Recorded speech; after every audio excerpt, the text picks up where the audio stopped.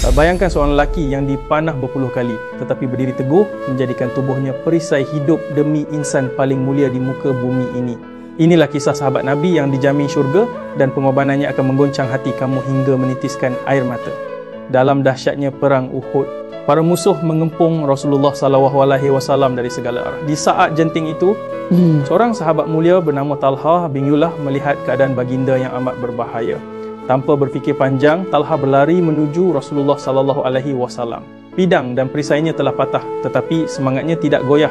Dia jadikan tubuhnya sebagai perisai hidup menahan hujan panah, tombak dan pedang yang diarahkan kepada baginda. Satu demi satu anak panah bersarang di tubuh Talha hingga tubuhnya tertusuk lebih dari 70 panah. Darah mengalir deras. Namun dia tetap berdiri di hadapan Rasulullah SAW melindungi baginda tanpa rasa takut. Ketika Rasulullah SAW hendak memanjat batu untuk melihat pasukan, baginda beberapa kali tergelincir. Talha yang sudah tidak bermaya membongkokkan tubuhnya sambil berkata, "Wahai Rasulullah, naiklah gunakan tubuhku sebagai tumpuan."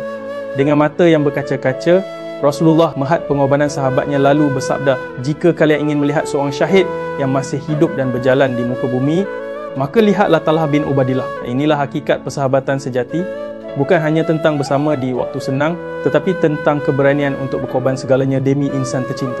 Mari ramai-ramai kita membuat talian pahala dengan komen Allahu Akbar di bawah. Semoga turut mendapat manfaat dan pahala. Jika kamu ingin lebih banyak kisah menyentuh ke hati seperti ini, jangan lupa tekan butang suka dan subscribe saluran ini.